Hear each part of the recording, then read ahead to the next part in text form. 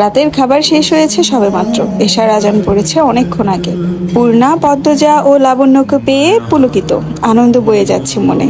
একটু পর পর উচ্চস্বরে হাসছেন। হেমলতা ভাবলেন একবার নিষেধ করবেন এত জোরে হাসার জন্য, এরপর কি ভেবে যেন আর নিষেধ করলেন না। তিনি বাড়ির বড়দের সাথে কথা বলছেন। আমির সবার মনোযোগ পাওয়ার জন্য বলল, আমার একটা কথা ছিল। সবাই আমিরের দিকে তাকালো। আমির নির্দ্বিধায় বলল, আগামীকাল ফিরবো আমি। হেমলতা বললেন, ঢাকায়? জি, পদ্মজাকে নিয়েই যাব, সাথে লাবণ্যও যাবে। দুজনকে কলেজে ভর্তি করে দিব। লাবণ্য পূর্ণার পাশ থেকে উঠে এসে আমিরের পাশে দাঁড়ালো। আবদার করে বলল, দা ভাই, তুমি কইছিলা আমি পাশ করলে আমারে দেশের বাইরে পড়তে পাঠাইবা। সেরি মানুষ বাইরে যাইতে কেন? কলজাটা বড় হয়ে গেছে? রেগে বললেন ফরিনা। লাবণ্য মায়ের কথা অনাগ্রহ করে আমিরকে বলল, কথা রাখতে হবে তোমার। আমির একবার মজিদকে দেখলো, এরপর লাবণ্যকে বলল, সত্যি যেতে চাস? হ। লাবণ্যর মাথায় গাট্টা মারলো আমির। এরপর বলল, আগে শুদ্ধ ভাষাটা শিখ, এরপর দেশের বাইরে যেতে চাবি। লাবণ্য আহ্লাদি হয়ে বলল, পদ্মজা শিখাই দিবে, এটা কোনো বড় ব্যাপার না দা ভাই। আপাতত ঢাকা চল, শুদ্ধ ভাষা শিখে প্রস্তুত হ, এরপর পাঠাবো। তুই পাগল হয়ে গেছিস বাবু? এই শরীরে বাইরে পাঠিয়ে দিবি? জাফর ভাই আছে, ভাবি আছে, সমস্যা নেই আম্মা। একটাই তো বোন আমার, নিজের মতো পড়াশোনা করুক।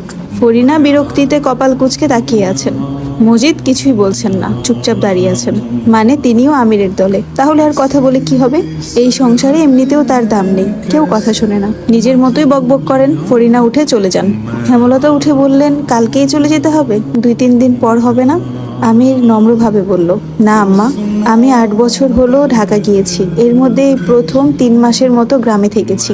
ব্যবসা ফেলে এসেছি। আমার অনুপস্থিতিতে আলমগীর ভাইয়া সামলে ছিল, কিন্তু এখন তো ভাইয়াও চলে এসেছে।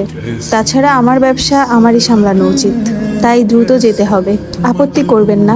হেমলতা পদ্মজার দিকে চেয়ে বলল, তাহলে আগামীকালই যাচ্ছ? জি। আব্বা আম্মাকে তো অনেক আগেই বলেছি, পদ্মজাও জানে, কিন্তু পদ্ম জানে না যে সত্যি সত্যিই যাব। দেখুন কেমন অবাক হয়ে তাকিয়ে আছে। কাল চলে যাব বলেই আজ আপনাকে নিয়ে এসেছি। আজ রাতটা মেয়ের সাথে থাকেন, আবার কবে দেখা হয়। হেমলতা বেশ কিছুক্ষণ নিশ্চুপ থাকেন, তারপর বলেন, তোমাদের কিসের ব্যবসা আজও জানলাম না। মজিদ অবাক হয়ে বললেন, আত্মীয় হলেন এতদিন, মেয়ের জামাই কিসের ব্যবসা করে এটা জানলেন না? বাবু, এটা তো বলা উচিত ছিল। আমি ভেবেছিলাম উনি জানেন, তাই বলিনি। আম্মা, আমাদের এক্সপোর্ট ইম্পোর্টের বিজনেস, মানে মালামাল বিভিন্ন দেশে আমদানি রপ্তানি করা হয়। এ কাজে আব্বা, রিদওয়ান ভাইয়া, চাচা আছে। তাছাড়া নিম্নমানের দেশ থেকে কম দামে পণ্য এনে উন্নত মানের দেশে বিক্রি করি। সব পণ্য গোডাউনে রাখা হয়। আমাদের অফিসও আছে ঢাকায়।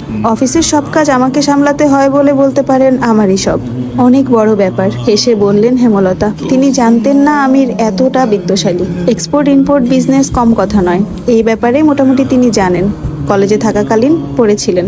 পদ্মজাকে পূর্ণা জড়িয়ে ধরে রেখেছে। পদ্মজা বলল, কথা বলছিস না কেন? কাল চলে যাবে আপা, তাই তো কথা হচ্ছে। আমার খুব মনে পড়ে তোমাকে। কাঁদছিস কেন? আসবো তো আমি। সে তো অনেক অনেক মাস পর। পদ্মজা কিছু বলতে পারল না।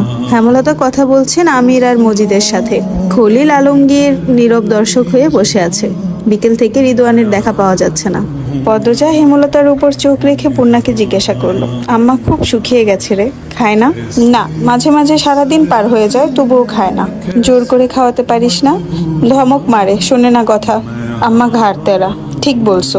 উনি কেমন? ঝগড়া করে আম্মার সাথে? উনিটা কে? আব্বার প্রথম বউ। তুমি তো দেখতেও যাওনি। শ্বশুর বাড়ি থেকে চাইলেই যাওয়া যায় না। বল না, কেমন আদর করে তোদের? ভালো, খুব সহজ সরল। আম্মাকে খুব মানে, প্রেমা প্রান্তকে অনেক আদর করে। দেখতেও সুন্দর। আগে সাপুরের বউদের মতো সাজতো। আমার পছন্দ না বলে এখন আর সাজে না। তুই কি খারাপ ব্যবহার করিস তার সাথে? এখন করি না। তুমি কাকে দিয়ে এত খোঁজ খবর রাখো? সে তোর জানতে হবে না। তাহলে উনি ভালো, তাই তো? মিলেমিশে থাকবি। ঢাকা যাওয়ার আগে একবার দেখে যাও। বাপের প্রথম বউকে দেখার ইচ্ছে নেই আমার। পদ্মজা থমথমে স্বরে বলল। পূর্ণা বলল, আচ্ছা, আমি আজ তোমার সাথে ঘুমাবো। ঠিক আছে, ঘুমাস। আম্মার খেয়াল রাখবি। আমাকে দেখে মনে হচ্ছে কোনো একটা বিষয় নিয়ে খুব চিন্তা করে, সারাক্ষণ ভাবে। তুই কথা বলবি, সময় দিবি। আমি তোমার মতো সব সামলাতে পারি না আপা, চেষ্টা করবি। ভোরে উঠে মগা ভাইয়াকে পাঠাবো, আব্বা আর প্রেমা প্রান্তকে নিয়ে আসতে। সবাইকে চোখের দেখা দেখে যাব। পূর্ণা পদ্মজাকে শক্ত করে জড়িয়ে ধরে, কান্না পাচ্ছে খুব। কত দূরে চলে যাবে তার আপা। পদ্মজা অনুভব করে পূর্ণার ভিতরের আর্তনাদ। সে পূর্ণার মাথায় হাত বুলিয়ে বলল, খুব দ্রুত চলে আসব। পদ্মজা মাঝে শুয়েছে, তার দুই পাশে হেমলতা আর পূর্ণা। পূর্ণা পদ্মজাকে শক্ত করে জড়িয়ে ধরে রেখেছে। হেমলতা নীরবতা ভেঙে পদ্মজাকে বললেন, পদ্ম, আম্মা, শহরে নিজেকে মানিয়ে নিবি, শক্ত হয়ে থাকবি, আর মনে রাখবি কেউ কারো না, সবাই একা। সবসময় নিজের উপর বিশ্বাস রাখবি, আস্থা রাখবি, সৎ পথে থাকবি, কখনো কারো উপর নির্ভরশীল থাকবি না। যদি কারো উপর নিজের ভালো থাকার দায়িত্ব দিয়ে দিস, কখনো ভালো থাকবি না। নিজেকে ভালো রাখার দায়িত্ব নিজেরই নিতে হয়। নিজেকে কখনো একা ভাববি না। যেখানেই থাকি আমি, আমার প্রতিটা কথা তোর সাথে মিশে থাকবে, ছায়া হয়ে থাকবে। আল্লাহ সবাইকে কোনো না কোনো উদ্দেশ্যে সৃষ্টি করেছেন। সেই উদ্দেশ্য সফল হলে আর বেঁচে থাকার কোনো মানে থাকে না, মৃত্যুতে ঢলে পড়ে। আমার ইদানিং মনে হয় তোকে জন্ম দেওয়া, বড় করে তোলা, তোকে বাস্তবতা দেখানো, সেই দায়িত্ব কতটুকু রাখতে পেরেছি জানি না, কিন্তু তোর দায়িত্ব অনেক বড় কিছু। পদ্মজা চাপা স্বরে বলল, কি সেটা? জানি না। তুমি এত কি ভাবো আম্মা? মুখটা এত ফ্যাকাশে হয়ে যাচ্ছে কেন? খাওয়া দাওয়া ঠিক মতো করবে, আমি পরের বার এসে যেন দেখি তুমি মোটা হয়ে গেছো। হেমলতা হাসলেন, সাদা ধবধবে দাঁত ঝিলিক মারলেন। তিনি পদ্মজাকে এক হাতে জড়িয়ে রেখে বললেন, পরের বার যখন আসবি একদম অন্যরকম দেখবি। কথা দিচ্ছ? দিচ্ছি। পদ্মজা হাসলো। পূর্ণা বলল, আমাকেও জড়িয়ে ধরো আপা। পদ্মজা পূর্ণাকে জড়িয়ে ধরে আর হেমলতা একসাথে দুই মেয়েকে জড়িয়ে ধরলেন। তারপর বললেন, এবার চুপচাপ ঘুম হবে, আর কোনো কথা না। মাঝরাতে হেমলতার ঘুম ভেঙে যায়। তিনি চোখ খুলে কান খাড়া করে শোনে কেউ হাঁটছে। কাঁথা গা থেকে সরিয়ে ধীরে ধীরে বিছানা থেকে নামলেন। সাবধানে দরজা খুলে বেরিয়ে পড়েন। পায়ের শব্দটা যেদিক থেকে আসছেন সেদিকে হাঁটা ধরেন। সাদা পাঞ্জাবি পরা একটা পুরুষের অবয়ব দেখতে পান। তিনি তীক্ষ্ণ স্বরে ডাক দিলেন, রিদওয়ান। রিদওয়ান কেঁপে উঠে পিছন ফিরল। চোখ দুটি তার বড় বড় হয়ে গেল। সে যে অপ্রস্তুত হয়ে পড়েছে দেখেই বোঝা যাচ্ছে। হেমলতা প্রশ্ন করলেন, এত রাতে এখানে কি করছো? জি হাঁটছিলাম। এত রাতে? প্রায় হাঁটি, জিজ্ঞাসা করতে পারেন অন্যদের। হেমলতা রিদওয়ানকে পা থেকে মাথা পর্যন্ত পরখ করে নিয়ে বলল, কোনোভাবে আমাকে খুন করতে এসেছো কি? রিদওয়ান থতমত খেয়ে বলল, না, আপনাকে কেন খুন করতে যাব? প্রমাণ সরাতে? হেমলতার সহজ কথা। রিদওয়ান হঠাৎই অন্যরকম স্বরে বলল, সে তো আমিও একজন প্রমাণ, সচক্ষে দেখা জলজন্ত প্রমাণ। আপনিও আমাকে খুন করে প্রমাণ সরাতে পারেন। যেহেতু দুইজনই একই পথের, কাউকে কারো খুন করার প্রয়োজন নেই। আমি এখানে অন্য কাজে এসেছি।